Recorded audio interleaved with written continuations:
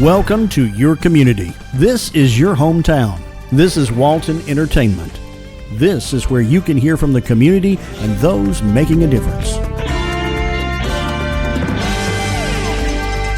We explore topics, local festivals, arts and entertainment, and local news. For this program and much more, visit us online at yourlocalstream.com. That's yourlocalstream.com. We are so excited to be here in Monroe. I moved to Monroe 8 years ago, and our office obviously was still in Covington. And over the years, we really wanted to move, the business to Monroe, but we just never found the exact spot that we wanted to. And this just came up for lease, and I was like, okay, great, and we snagged it that day. So anyway, we obviously are mortgage lenders. We do purchase money, refinances, all those things, new construction. Do you mind if I break in? No, please. It's Element Funding is the name of the company. This is Deanne Ellis. That's where we start. Okay. Okay, so yes, they're awesome. It is a true family business. I think her sister's back here, Pamela. We have our daughters back here. Just some great, great folks. They actually did both of my loans and closed them both in less than 30 days. And if you know my credit, you know that's a big deal. But we're so glad that you're here, and you make Monroe better just by being here, and we appreciate it. And now, have you met the chamber president? This is Terry Smiley. She's wonderful. You want to say something before she actually gets to talking? Yes. So Deanne's been a member of the chamber for quite some time, and Element Funding's been great supporters and sponsored things throughout the years. We just really appreciate their support. And most recently, Deanne's a graduate of Leadership Walton, so we're glad to have her go through that program. And we're just so excited for you and your new location. I know you've been holding out for the right place in Monroe, and Bankers Boulevard, and the exact address is 155 Bankers Boulevard, Building I, Suite 200. perfect. And what's your phone number? 855 Element is our number. That's how you reach us. Stumping question. Awesome. Yep. And so this is Morgan Stevens. She's a loan officer on my team. That's Zach Clegg. He is a loan partner one, which handles all the upfront stuff as far as pre-qualifications is concerned. He just graduated from UGA. She's a graduate from UGA. That's my daughter in the back, Kayla Ellis. She just got her mortgage license. She will be our new originator July 1st. So we're excited about that. This is Tina Hughes. She is our business development manager. So she handles the marketing and our builder group and all of that. So she does all that. We're excited to have her. This is Brian Fain. He is a loan officer as well on my team. And my sister, Pamela Ball, also, she is the head loan officer on the team. And of course, Deanne. And I just work problems when we have problems and market and those sorts of things. So, Well, congratulations Thank you. again. We'll go cut the ribbon. yes. 2, 3.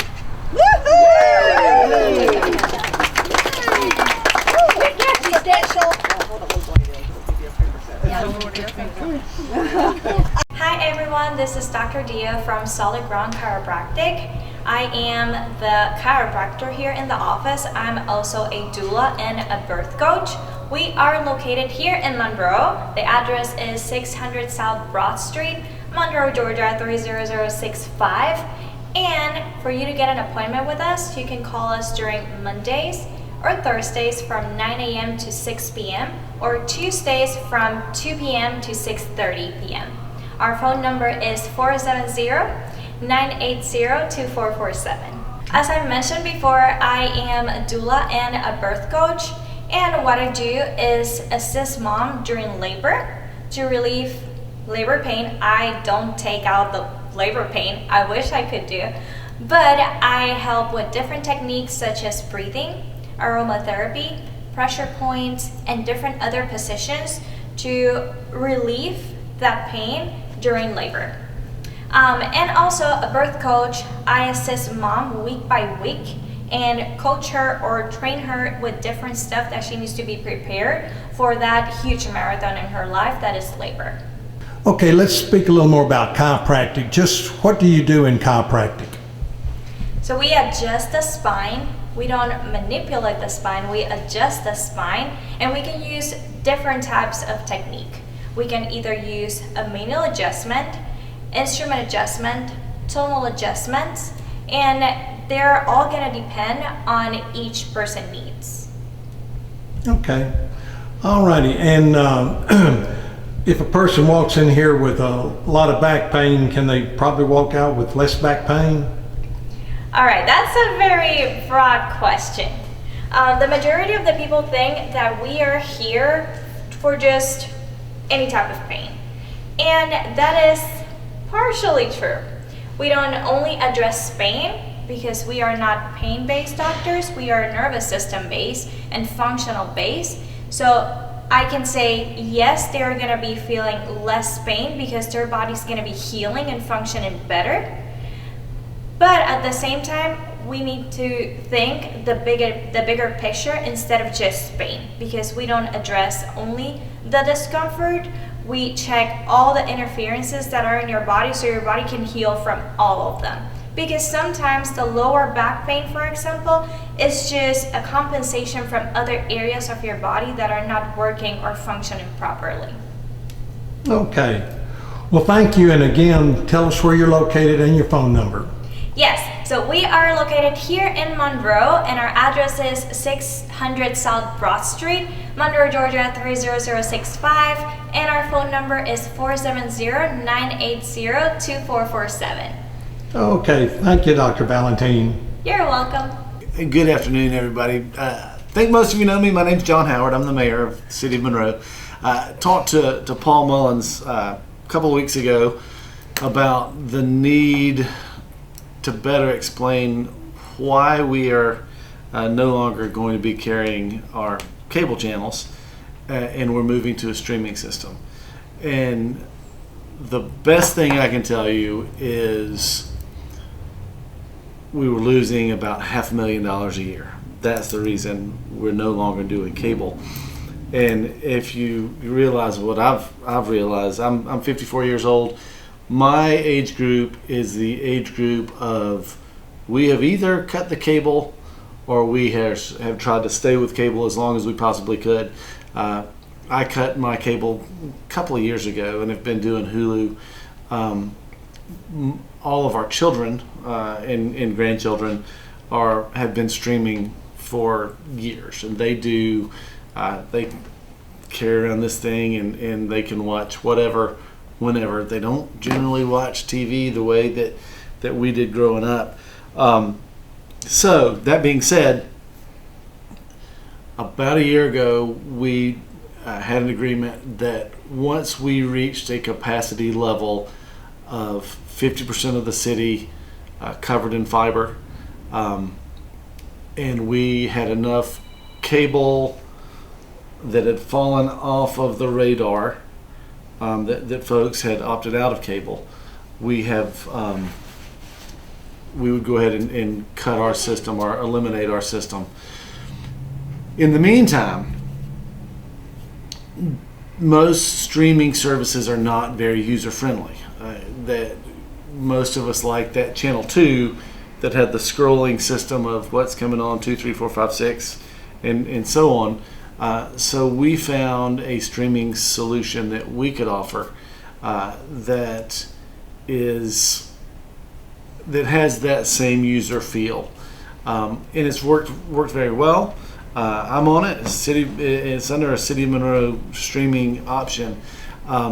It's $69.99 a month, and that covers 115 channels. And what's really, really good, three parts of it. One, it has your channel guide. Two, it has Bally Sports, so you have the Braves game on.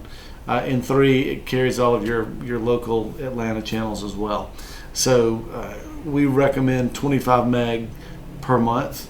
And you don't have to use our streaming service. If you want to go another direction, more than happy to.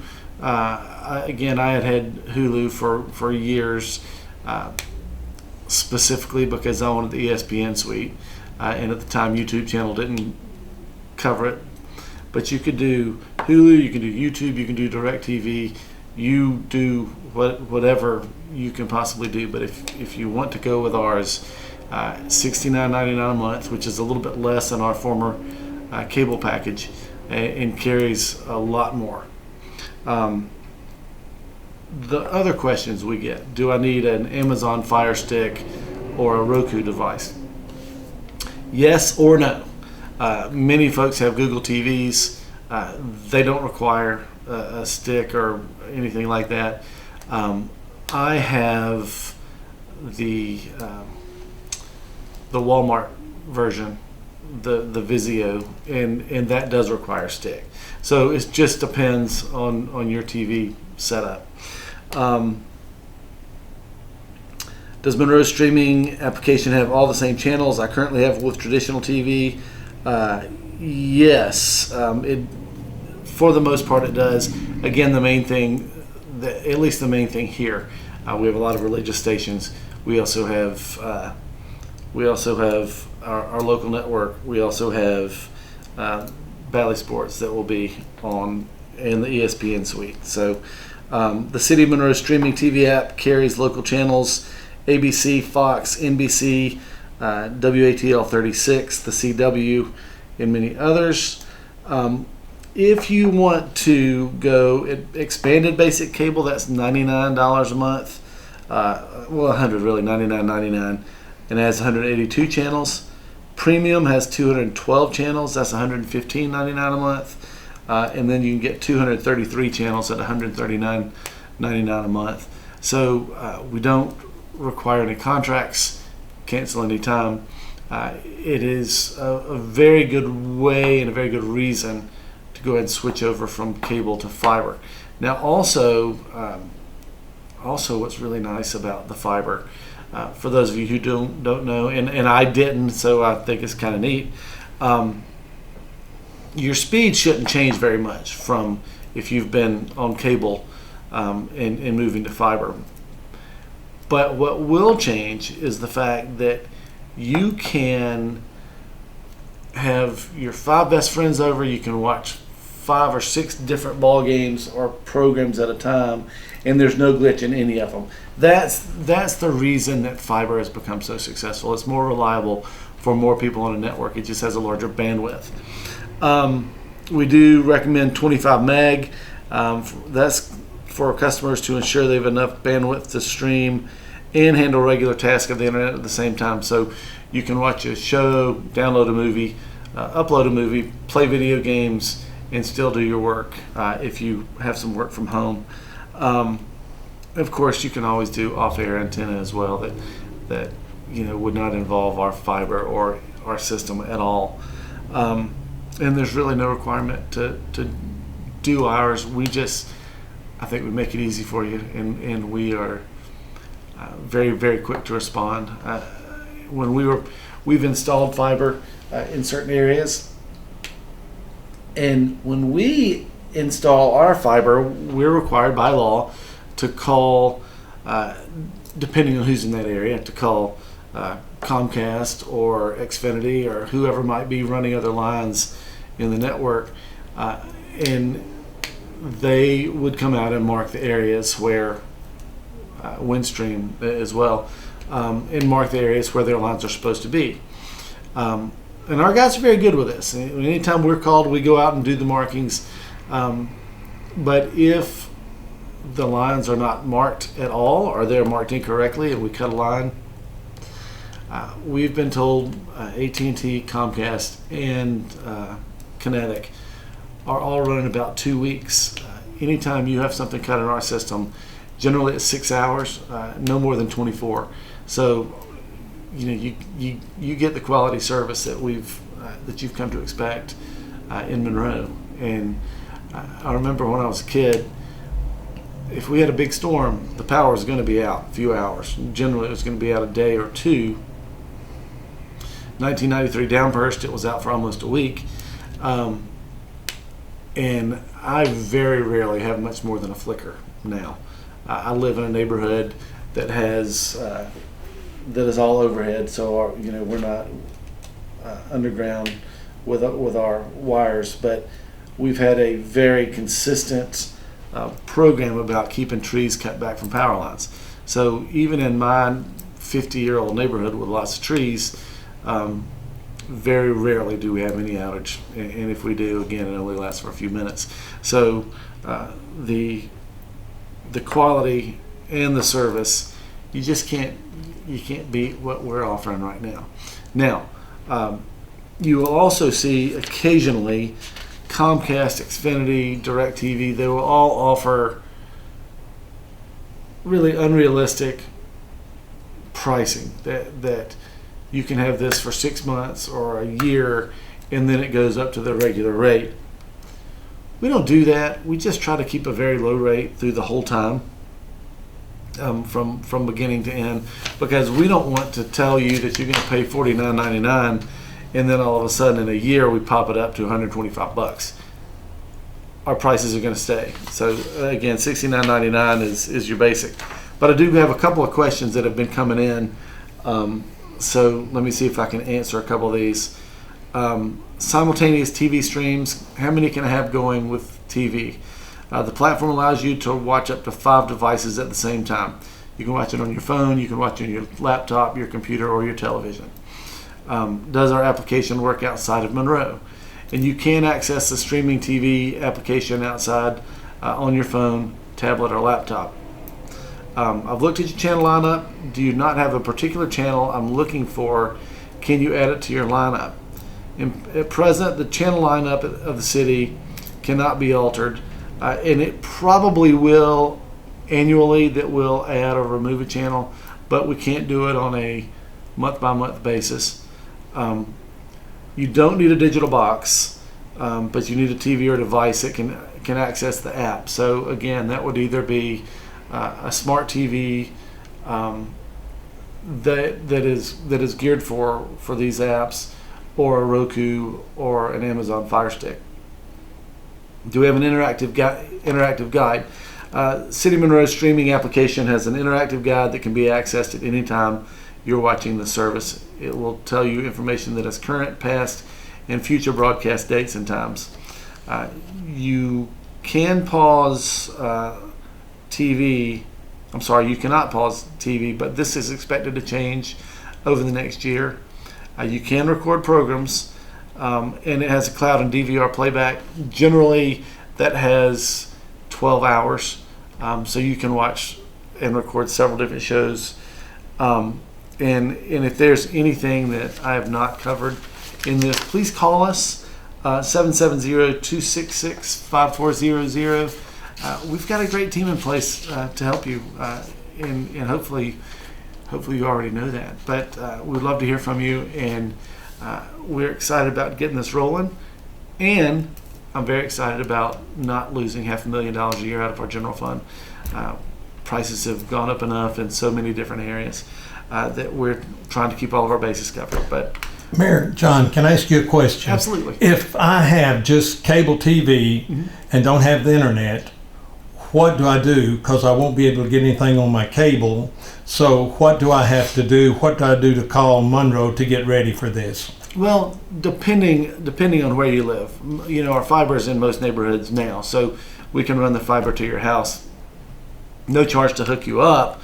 And of course, there's the monthly charge, and I'm sorry, I don't know what that is off the top of my head. And from there, you just do the streaming device. So my cable will not work. Your cable. I will have to have streaming service fiber coming into my house. Right. Okay. Yes, sir. Okay, that's the question. Yes, okay. sir. Or you can do that over the air antenna as well. So that's that over the air antenna is basically what we had when we were kids here. 2, 5, 11, and when the president came on, we should watch TV.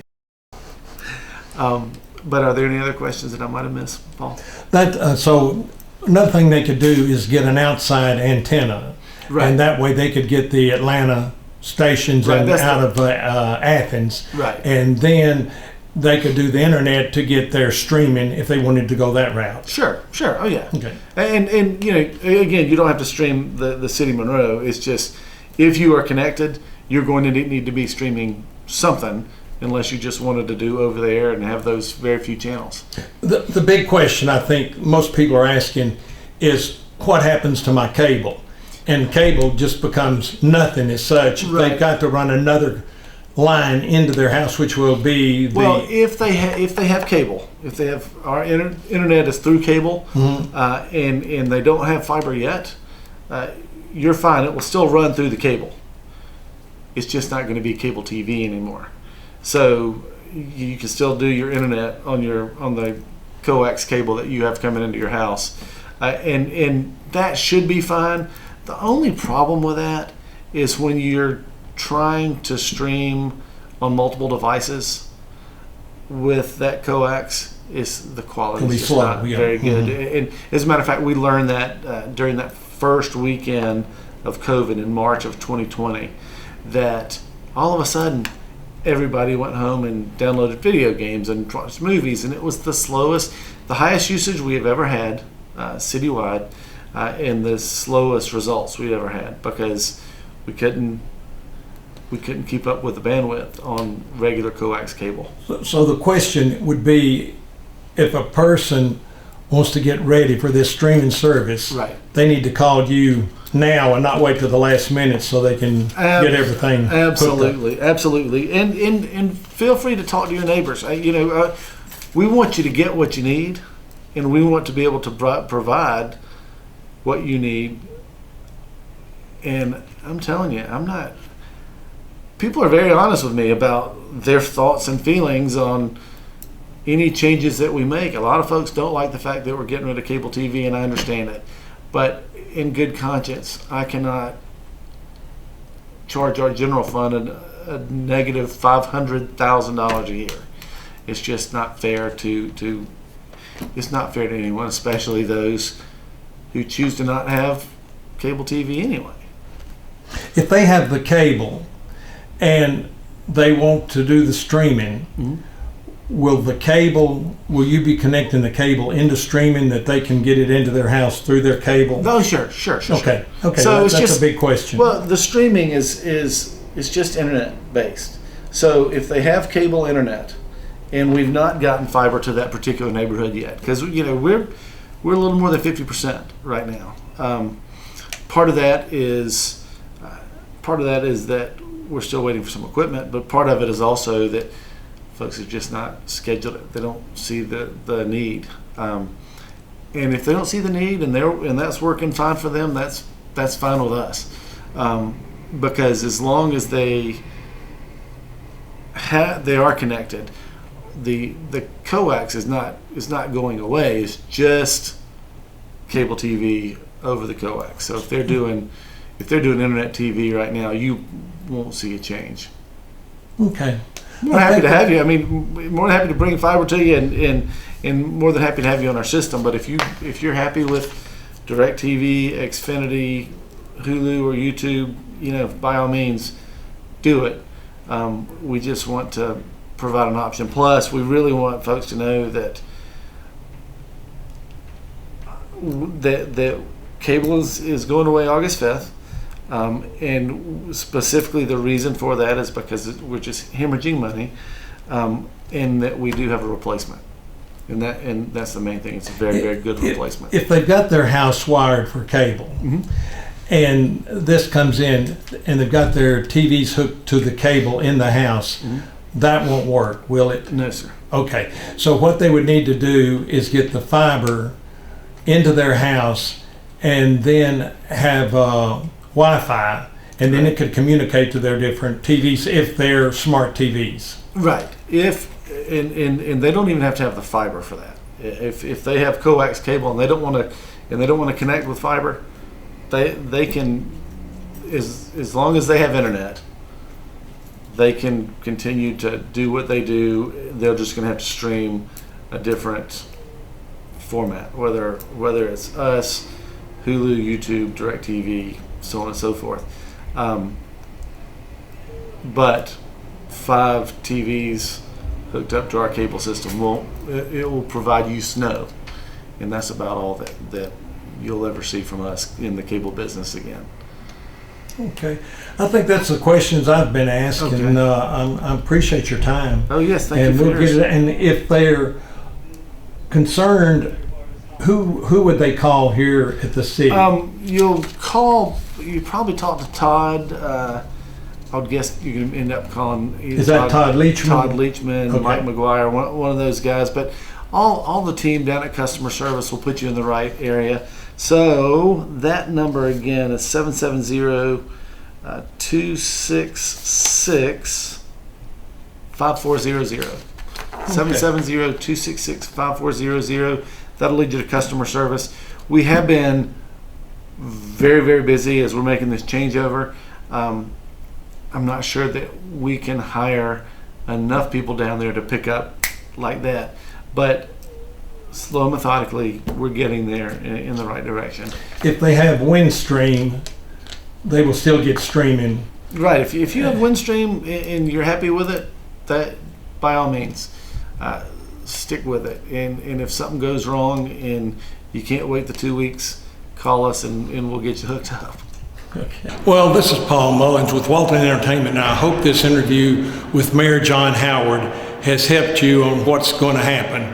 So basically, if you've got Windstream, you're still going to get streaming, and if you've got Monroe Cable, Monroe Streaming, you're going to have it. But if you've just got cable only, you're going to have to go to the internet, and for $69.95, Monroe will provide that. So again, call this number we've got up on the screen, and hopefully this answers questions.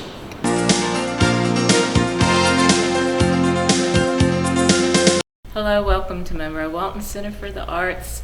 We have our tiny art show in. We've got around 30 artists, maybe 31 or 32 artists in the show right now. Everything is super affordable. Of course, it's tiny. That means it's about 10 inches square or smaller framed. And so I'm sure there's a little corner in your home or office where you can find a spot for some of our art. So please do support local artists and shop the Tiny Art Show. We'll have new things coming in as things are being sold. So this show will be ever evolving and changing. And it goes through July 23rd. And I forget to mention sometimes that we have a little art show going on at the Row in their back private dining area. Several of our artists, probably about 10 or so of our artists, have art for sale in that private dining room. So if you're there at the Row eating, or if you just want to visit and walk back and see that area, everything in there is for sale as well. So please do, don't miss that. That show ends August 4th. And so next weekend, or this coming up weekend, on July 13th, we have Pirate Day here in Monroe. It's a citywide event. I think a few businesses will be participating. I'm not sure how many, but we, of course, will be having some workshops here. We'll have free popcorn. So come and see what we have going on here. That's next Saturday. We'll have face painting too. So bring the kids, bring the grandkids. Our workshops and the face painting will be over a little bit early, by 12 or 1 o'clock or so. So if you want to come between about 10 and 1 to catch the workshops and the face painting. And free popcorn as long as it lasts. View the show, see what we have going on. All of our summer art camps are sold out at this time. So we had 2 coming up in July. They are sold out. So pay attention to what we have going on next year. We usually make the announcement in April for our summer art camps. So we hope to see you soon. Support local artists. Get in out of the heat. It's nice and cool in here. Beautiful things in our shop, beautiful things in the show. Pick up a class list and see what we have going on. We'll see you soon. Thank you. Good afternoon, and thank you for being here. This is the bicentennial edition of Monroe Then and Now. I've done these before, and I think some of you have attended some of those. This one's being presented, as Sadie said, by the Monroe Museum and me. And it's being hosted by Grace Monroe. And look at this facility. How many of you played basketball in here? All right. Well, it was, we're going to talk about the gym later on, but suffice it to say, if you'd seen this building 10 years ago, you'd have never dreamed it would look like this. And just a word or two about the Monroe Museum. As Sadie said, we're located at 2227 South Broad Street, and we are open Tuesday through Friday 10 to 4 and Saturday 10 to 2. We've been closed for over a year and a half because of the virus, the pandemic or whatever, and we are back open and glad to be. If you haven't been in since we reopened, you've got a lot to see that you haven't seen before. We have 3 new galleries, we've got 3 new exhibits, and some of our other exhibits have been expanded and improved. So please drop by and take a look. And while I'm on that, I want to say one thing that I run into all the time. People, we have, as I can count it, 3 groups in town that have to do with history, and people get all 3 of them confused with one another. We have the Monroe Museum, and we have the Walton County the Historical Society of Walton County, which is headquartered in the Davis Edwards House on North Broad Street, and is actually more Walton County than Monroe. And we have the Historical Preservation Commission, which is a part of the city government, and those are the people that you talk to if you own property in the historic district and you want to do something to it. They tell you whether you can or cannot. So maybe you can keep those 3 separate in your mind. If you can't, we're not going to worry about it. So, but people kind of bleed one name into another, and we'll all live through it. I do want to mention our Facebook page, which was actually our connection with the public during our pandemic episode. And our Facebook page is just Monroe Museum. We have over 7,000 followers. We are the largest Facebook presence of any organization our size in the state. And what I'm going to say today, when I finish, you're going to say, well, why didn't he talk about such and such or so-and-so? Or why did he talk about such and so? And I can tell you that I'm not going to cover everything we could cover, or we'd be here several days. I could talk 3 hours on Monroe history without a problem at all. Don't get scared. We're not going to do that. but everything I talk about and everything you think I should talk about and I don't is on our Facebook page. We've got hundreds of posts on there, videos, photographs, stories, everything else. And if there's anything that you'd like to learn about that I don't mention today, you can go there and find it. If you can't, email me and I'll try to help you out or make something up. All right, so without further ado, let's talk about Monroe history. And that starts with the Creek Indians who owned this property or inhabited this property up until 1802, when a treaty was signed in Milledgeville that ceded this land to the United States. In the center of this county was a little place called Spring Place, and it really had no organization to it. It was just where people had settled, and they had settled there because there was good land, the climate was moderate, and there was ample water.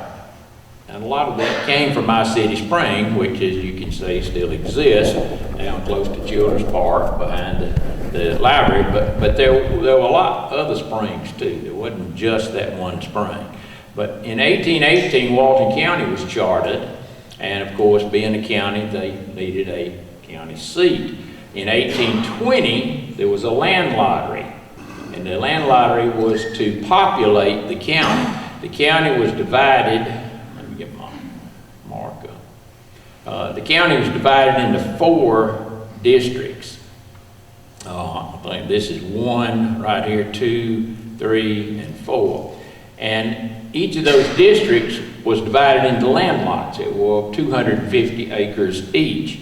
It was a gentleman named Elijah Betts who did not participate. The people who participated in that lottery were, for the most part, revolutionary soldiers, widows and children, or orphans of revolutionary soldiers. Elijah Betts did not participate in the lottery, but he did buy lot number 65 in District 3 from a gentleman who won it in the lottery. He paid him $400 for it. And lot 65 is really downtown Monroe. As soon as he bought that property, or very soon after that, he sold 50 of those 250 acres to the town for $1.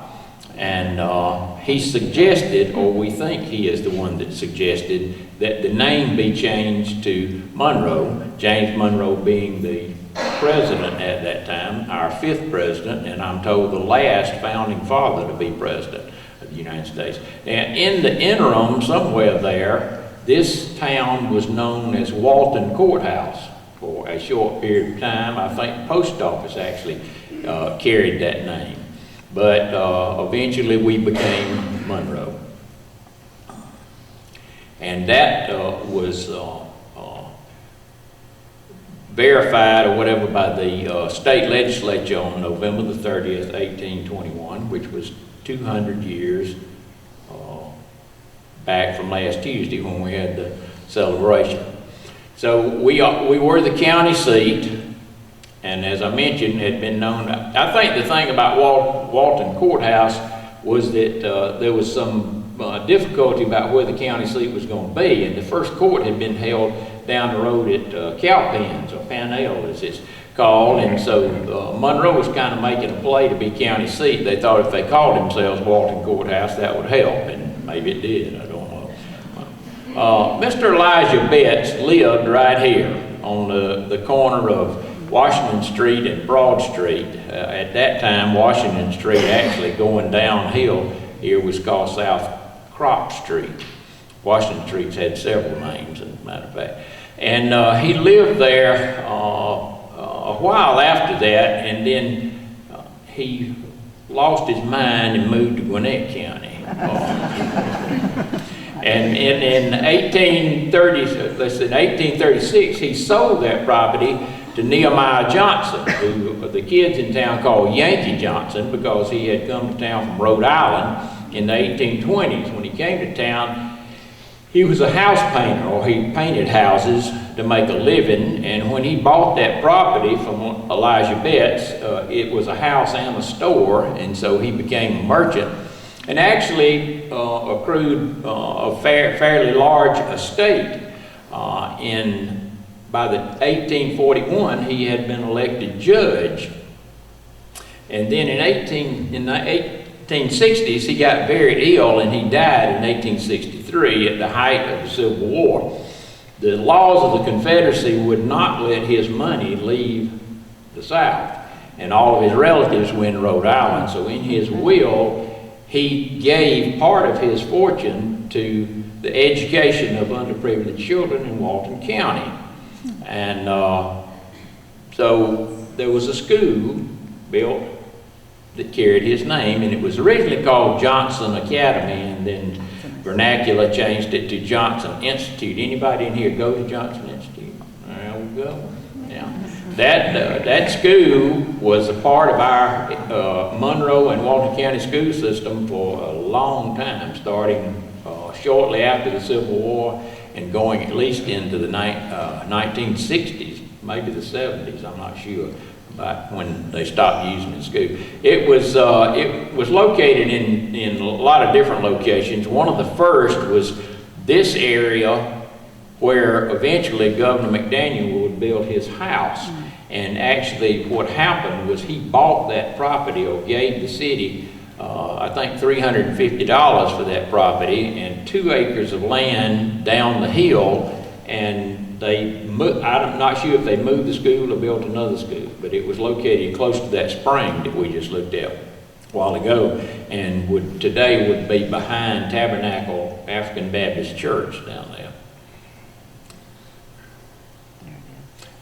This is the Johnson Institute that I think most of you that raised your hand went to school, and the one that we're most familiar with, this building was built in 1927, but there were several others before this. The present company notwithstanding, some of the other notable graduates of Johnson Institute was Governor Clifford Walker, graduated there in about 1893.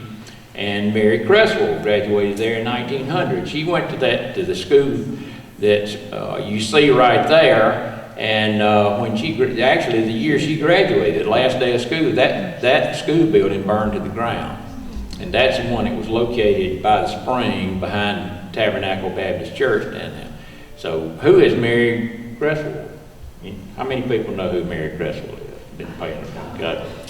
All right. Mary Cresswell was the first female to graduate from the University of Georgia. So, and the University of Georgia actually has her Johnson Institute diploma. And she also became the first female dean. She was dean of the School of Home Economics there, and Cresswell Residence Hall bears her name. All right, so let's go back to the corner of Broad Street in Washington. This house, which was the Hammond House, was built on that corner sometime before 1885, and it was the only brick residence in downtown Monroe for a long time. It stayed there until 1940, when it was replaced by the Troy Theater. And we'll talk a little more about that in a while, but here's some people in the Troy Theater. This is I think Christmas Eve 1947, and they're probably all waiting to see some appearance by a cowboy, or 2 cowboy movies and a cartoon and a cereal. Okay, one more time back to Washington Street, and let's talk about this circus wagon right here, bandwagon actually. Colonel Giles had a circus, and he came to Monroe and went bankrupt while he was here. And everything he had was sold on the courthouse steps, and that included Empress the elephant that a man in Chicago bought, and they paid a gentleman to walk the elephant to Atlanta to put him on a train. But Calvin Nowell, who was a upright citizen of Monroe, bought this bandwagon so that our brass band would have a bandwagon. And this is Monroe's brass band. We actually know the names of every one of these guys in this band. Well, I'll just mention one, and that's Judge Benjamin Edwards, who wore a top hat and played, I guess that's a tuba. But he's of the Edwards family. He was the son of John Briar Edwards. They were both clerks of the Superior Court, and that is the Edwards family of Davis Edwards, where the Davis Edwards house gets its name. They lived in that house. All right, let's talk about the courthouse. In 1821, Mr. Benjamin Hammock was paid $50 to build a log courthouse that was 2 stories high. And this is not it. But we didn't have a picture of that courthouse, but I had to have something put up here while I was talking about it. And who knows, it might have looked like that. And the other thing is, we don't actually know where this courthouse was. It could possibly have been on Courthouse Square in the middle of town, but this is pretty soon after the town was founded, so it might have been somewhere else. We're not positive. We do know that 2 years later, in 1883, it was replaced by a brick courthouse that was in the center of town, Courthouse Square, and that one stayed there until 1846, when it was replaced by a second brick courthouse. Those two courthouses were a lot closer to Broad Street than the historic courthouse that's up there now. Actually, the courthouse that's there now, this one, built in 1883, was built behind that second courthouse. The second courthouse was still in use, the second brick courthouse, when this courthouse was built. This courthouse was designed by Bruce and Morgan, which was an architectural firm from Atlanta, and they built courthouses all over the Southeast and other municipal buildings and government buildings also. All right, let's talk a little about what Monroe was like in the period of time before the Civil War. And you need to think this was the frontier. You know, you walk down the street, you might run into Wyatt Earp or Matt Dillon or something. It was kind of like that. You know, it was just a frontier town, and there was a good bit of lawlessness. How many of you have been on my murder and mayhem tour? Okay, well, never mind. It was a lot of murder and mayhem. But that also meant that we had a lot of lawyers. Now, that may be good, don't know. And so I'm going to mention a few of those. And I say this because these people lived and worked in our town. And the ones I'm going to tell you about were pretty special folks. They did a lot. And the first one I would mention is Judge Charles Davis. And that's where the Davis name of the Davis Edwards house comes. He's really the first person we know that lived in that house. Not that he built it. I think he bought it while it was being built. But Davis Edwards comes from Davis and the Edwards family I mentioned a while ago. He was like Nehemiah Johnson we mentioned a while ago, from Rhode Island, but Judge Davis came down here on a mule from Vermont. These people probably trying to get away from the snow or something, I don't know, and had everything he owned in saddlebags. He built or had a law office on Broad Street where he practiced law, and by 1826 he had been elected to the Georgia legislature, and by 1846 he actually had made enough money that he was loaning the county money to help pay for the courthouse. Judge Davis, back up. Judge Davis did not only live in the Davis Edwards house, he died in the Davis Edwards house. And bless his soul, we don't know where he is now. He was buried somewhere on that property. He had 37 acres with the Davis Edwards house, and eventually, of course, that was subdivided and split up. And his tombstone was moved to Rest Haven Cemetery, but not him. So, Judge Davis and his sister-in-law are both out there somewhere. So, you know, if you on North Broad Street and somebody wanders by, maybe him. But all right, so Junius Hillier. Junius Hillier was a judge for the Western Circuit. He was a United States congressman. He was a solicitor of the U.S. Treasury. And he was father of George Hillier. George Hillier was in the Georgia legislature, and during the Civil War he was captain of the Hillier Rifles, which was a local unit that fought in the Civil War. And after the war in 1885, George was elected mayor of Atlanta. Walter Terry Colquitt was a public speaker. He was a judge, he was a lawyer, and he was a Methodist minister. And there's a history of the Methodist Church in Georgia that I quote that said that Colquitt was able to make a stump speech, try a court case, plead another case at the bar, christen a child, preach a sermon, and marry a couple all before dinner. In addition to that, he was father of Governor Alfred Colquitt. And Governor Alfred Colquitt, who also practiced law here, was in the Georgia legislature. He was a United States representative. He served as governor of Georgia. He was a Monroe native son. Actually, he was born where Scoop's ice cream parlor is, with an ice cream spoon in his mouth. Right there. Now, was he born in that building? No. But a long time, he was born in 1824, and he may have been born in this house, but we don't really know that. We know, this is Stephen Felker, and we know Stephen Felker moved into this house in 1841. We don't know if the house existed before he moved there. We call it the oldest house in Monroe, and it may very well be. If it's not the oldest, it's close to it. But we don't really know that Governor Colquitt was born in that house. This photograph was made in 1885, and that is Stephen Felker sitting on the front porch there. This was about 2 or 3 years before he passed away.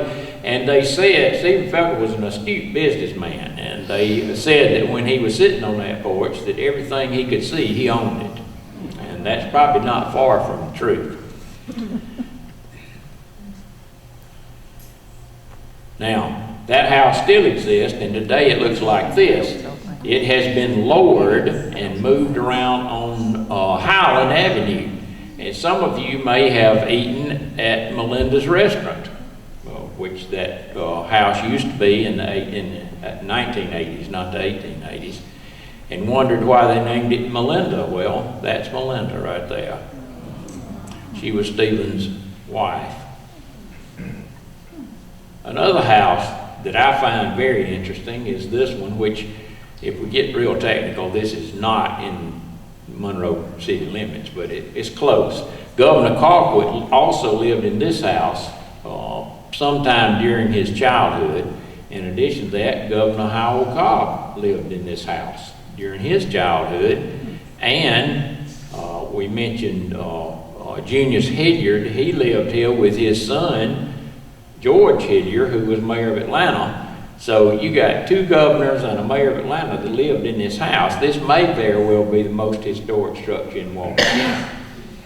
And people ask me all the time about ghost stories, hauntings, and things like that. I don't know for sure any of those, but you know, this house right here might be a good place to start if you were looking for ghosts. All right, the other governors, we are known as the cradle of governors. Wilson Lumpkin lived here and was a charter member of the First Baptist Church when it started, when it opened in 1829. He was a state legislature and then became governor in 1831 to 35, and he was a United States congressman. He was also commissioner of the Cherokee Nation. And he was one of the creators of the Western and Atlantic Railroad and a trustee of the University of Georgia. And he had children. This is his daughter Martha and her 2 brothers. Martha was born right down here. This is Broad Street. This is Washington Street going across right here. And we're looking south. Martha was born on South Broad Street. And so there was this town called Terminus. It was called Terminus because it was at the end of the Western and Atlantic Railroad. And so that town wanted to honor Governor Lumpkin because he had helped found that railroad. The railroad was really their reason for existence.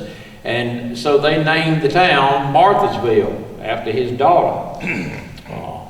So there you go. Martha was born in Monroe. Now later on, they changed the name to Atlanta. And shortly thereafter, Martha claimed that her middle name was Atlanta, but it was not. And I have read that the name Atlanta actually comes from the fact that you know, the Western and Atlantic Railroad ended there, and Atlanta is the female form, I guess, in Latin form of Atlantic. So you can believe that or not. Howell Cobb, we already mentioned, lived here as a child. He was Speaker of the United States House of Representatives. He was governor of Georgia from 1851 to 1853. He was Secretary of the U.S. Treasury. And he was president of the Provisional Congress of the Confederacy and a brigadier general during the Civil War. James Boynton is kind of a tenuous fellow in this respect. He was only governor from March to May in 1863. Alexander Stephens had been governor, and he died in office, and Boynton took his place and immediately called for an election to elect a new governor, and Henry McDaniel won the election, and so James Boynton was only governor there for what, 2-3 months. And his connection to Walton County is actually the fact that he courted Susie Harris, who lived at the Casuline Plantation. And we kind of say, well, you know, he probably lived there some, so we put him on the sign. Henry McDaniel, totally different. Henry McDaniel is a native son, born right here in Monroe. He was the son of Ira McDaniel, who was actually an Atlanta businessman and a member of the city council up there. Ira McDaniel and some business partners built the first brick business in the city of Atlanta. Governor McDaniel was a major in the Walton Infantry during the Civil War, and during the Battle of Gettysburg, the officers above him were all wounded, and he was left in charge at the end of I think the last day of the Battle of Gettysburg. And then shortly thereafter, as they were leaving and had crossed into Maryland, he was wounded. And they didn't think he was going to live. It was an abdominal wound, and you know, it was really, they had given up on him. And so they were going to leave town, and they were going to leave him behind. And he said, "No, I'm going with you." And finally they decided, well, we might as well take him because he's going to die anyway. And, but he didn't. He lived. He was captured by the Yankees and put in prison and spent the remainder of his time, or the remainder of the war, in prison. After that, he came back to Georgia, was elected governor in 1883 and served to 1886. During his administration, the state capitol was built. And realizing that you can't get everything right, Georgia Tech was also built. Well, after yesterday, I shouldn't say a whole lot. He was married to Hester Felker, Stephen Felker's daughter, that was sitting on the front porch a while ago. And during the war, they wrote letters back and forth, and Hester saved all those letters in a hat box, and Anita Sams put those in an anthology called Unabated Trust, which actually the Historical Society is in the process of reprinting. So hopefully in the next not too distant future we'll have copies of that.